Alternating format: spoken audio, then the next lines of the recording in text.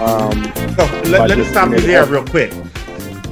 Our basketball, well, our higher power, Lord Jesus Christ is mine. Sometimes they take you through things to help you understand, and you've already mentioned this going back to Duke, about what it takes to be a team member.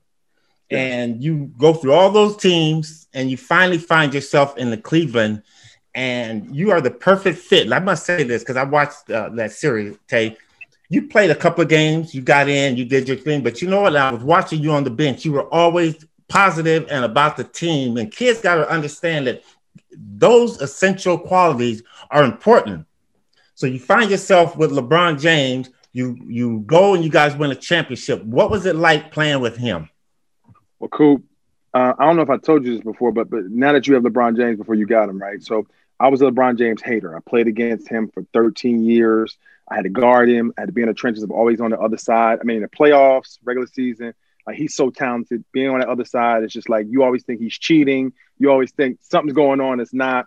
So I walked into the situation knowing him, but not knowing like what he brings to a team. And all that stuff I had been through on my journey, whether it's like trying to give information to kids and teaching and adjusting myself to teach them and help, it was on display then. I got a guy who's the greatest in the world, and he started off our journey asking me what he could do to be better.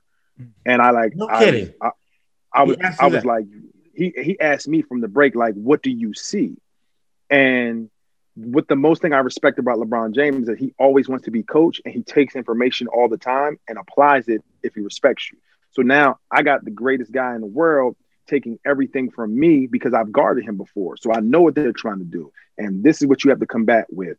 And I'm giving information. He's taking all of it. And then I got a guy like Amon Shumpert, who's in a tough situation, and he's going back and forth with confidence. And I get to give energy and share, like, bro, we got to stay ready. I get to work out with him, keep guys engaged, doing things that have helped me along my journey, setting the tone in practice, helping guys practice after practice just to stay ready when they get their chance, like Richard Jefferson, stay in shape. You're not in the rotation this game because they don't need you, but we got to stay in shape, me, you, and Channing.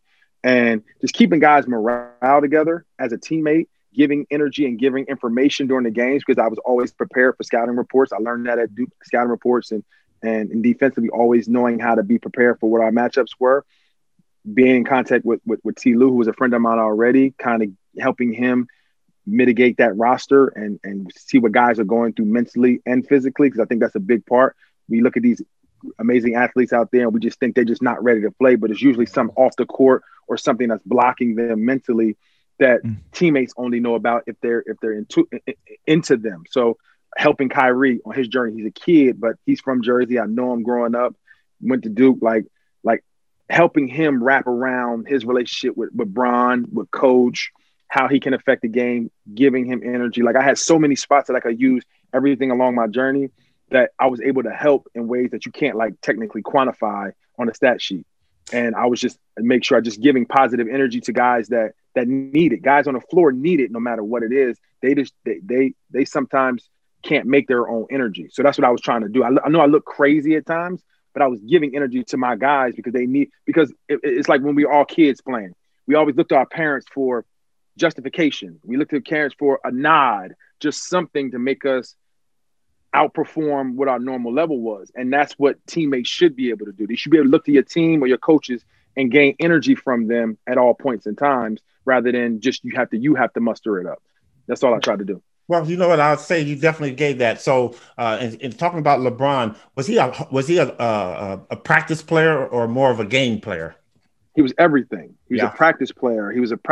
He prepared for practice. He was the first person in. Well, I pride myself on being the first person in the gym because I'm a role player, right, Coop? So I have to do that to be on teams and be available. But I'm walking in with him, and he's preparing like I'm preparing.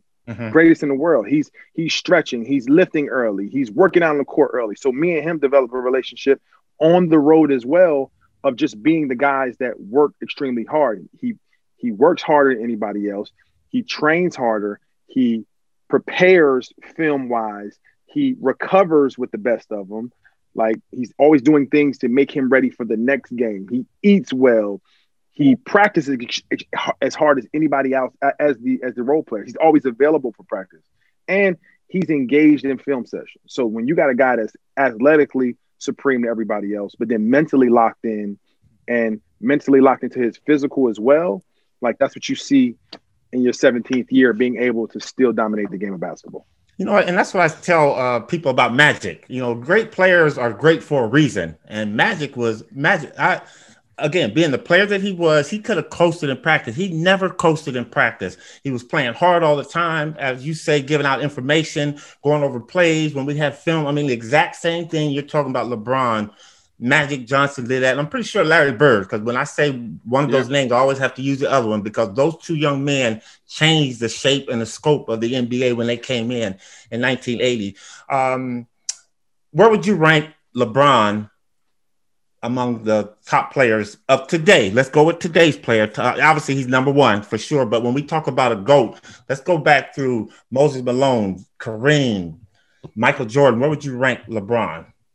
Well, he's had, first and foremost, he acknowledges this. Like, he's had those guys to aspire to be like, and he wouldn't be himself without those guys. Number one, the Magics, the Birds, the Michael Jordans, the Moses Malones, Kareem. Like, they set the standard for his career today. So he's on my Mount Rushmore, and I think he's the best in his era. It's hard to compare because you guys had different rules than we had. And I played in like 3 different eras of rules over my journey, where contact was allowed, where I could beat somebody up. Like, I played Steph Curry in 2 different basically eras, where I could just be physical and beat him up.